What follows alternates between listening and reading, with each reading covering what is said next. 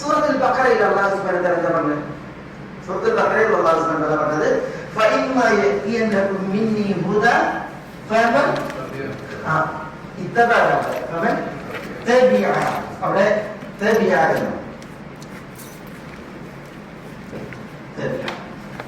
ഇവിടെ എന്താണ്? ഇത്തബഅ. അത് തമ്മിലുള്ള വ്യത്യാസം. ഇവിടെ തബിഅ, ഇവിടെ ഇത്തബഅ. ഇവിടെ ഒരു താ കൂടുതലുണ്ട്. താ കൂടുതലിന് പിന്നെ അല്പം ഇവിടെ ഹംസയും കൂടുതൽ, ഹംസയും കൂടുതൽ. അവിടെ അല്ലാഹു സുബ്ഹാനഹു വ തആല ഫമൻ ഫഇമ്മാ യഅതിയനകും മിന്നി ഹുദാ ഫമൻ തബിഅ ഹുദായ എന്താണ്? ഫലാ ഖൗഫുൻ അലൈഹിം വലാ ഹും യഹ്സനൂൻ. വലാ ഹും യഹ്സനൂൻ. അതൊരു വൈവിധ്യത്തിലാണ്, അതിനെ വൈവിധ്യത്തിലാണ് അല്ലാഹു സുബ്ഹാനഹു വ തആല അവിടെ പറഞ്ഞത് സൂറത്തുൽ ബഖറയിൽ വലാ ഖൗഫുൻ അലൈഹിം, അവർക്ക് ഖൗഫില്ല. പിന്നെ വലാ ഹും യഹ്സനൂൻ, അവർക്ക് എന്തുമില്ല? ഹുസ്നുമില്ല. അപ്പൊ ആരുടെ ഖൗഫില്ലാത്തത്, ആരുടെ ഹുസ്നില്ലാത്തത്?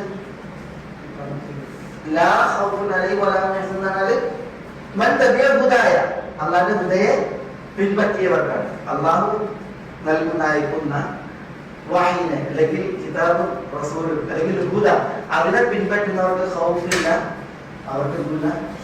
ഹുസ്നുമില്ല, ദുഃഖവുമില്ല. ഖൗഫ് എന്ന പേടിക്കുക.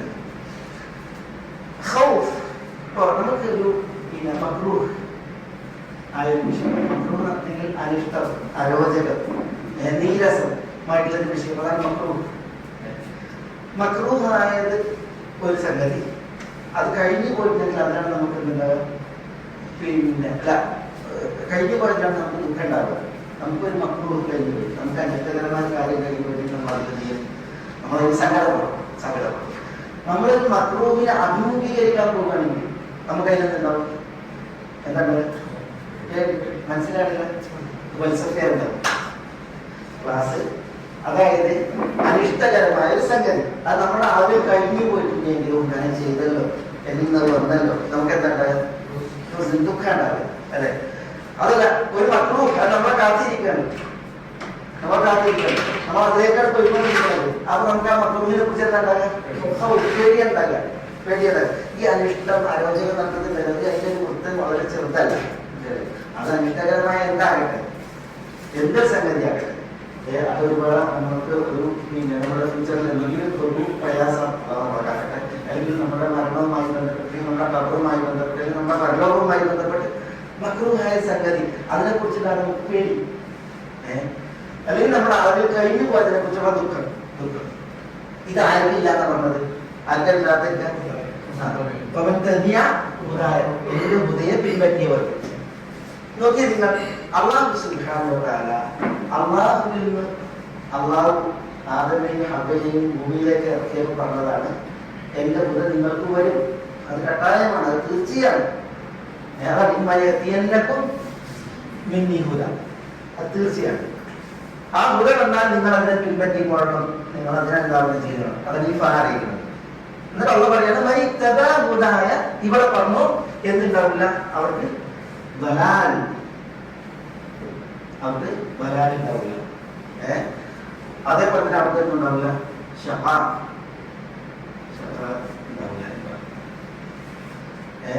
ദലാൽ അറിവിലും ബുദ്ധിയിലും ദുനിയാവിലും അവർക്ക് പിഴവാണ്, വഴികേടാണ്, അതൊരിക്കലും ഉണ്ടാവില്ല. ഷഖാ എന്ന് പറഞ്ഞെങ്കിൽ അവരുടെ കർമ്മങ്ങളിലും ശരീരങ്ങളിലും അവരുടെ ആസനത്തിലും അവർക്ക് ഉണ്ടാവില്ല ഒരു ക്ലിഷ്ടത, അല്ലെങ്കിൽ അവർക്കൊരു ദൗർഭാഗ്യം സാധിച്ചിട്ടുണ്ടാവില്ല എന്നുള്ളത്. അതേപോലെ അതാണ് പറഞ്ഞ അവർക്ക് എന്തുണ്ടാവില്ല? ഇന്നലകളെ കുറിച്ച് ദുഃഖം ഉണ്ടാവില്ല, വരാനിരിക്കുന്നതിനെ കുറിച്ച് ഖൗഫ് ഉണ്ടാവില്ല. മനസ്സിലായി? ഈ 4 കാര്യങ്ങൾ ഒരാൾക്ക് അയാളുടെ അളവിൽ കിട്ടിയിട്ടുണ്ടെങ്കിൽ ഇതിനായിട്ടെന്താ? അതിനേക്കാൾ വലിയ ഭാഗ്യം അയാൾക്ക് എന്താ? ഇത് 4 ഒരാൾക്ക് സമ്പാദിക്കാനായിട്ടുണ്ടെങ്കിൽ, ഈ പറയപ്പെട്ട വാഗ്ദാനങ്ങൾ ഒരാൾക്ക് ആയിട്ടുണ്ടെങ്കിൽ അയാളുള്ള ഭാഗ്യവാൻ ആരാണ്? അയാൾക്ക് എല്ലാം കിട്ടി, ദുനിയാവ് കിട്ടി, ആഖിറത്ത് കിട്ടി. പക്ഷെ അതിനെന്താ വേണ്ടത്? എന്താണ് പറഞ്ഞത്?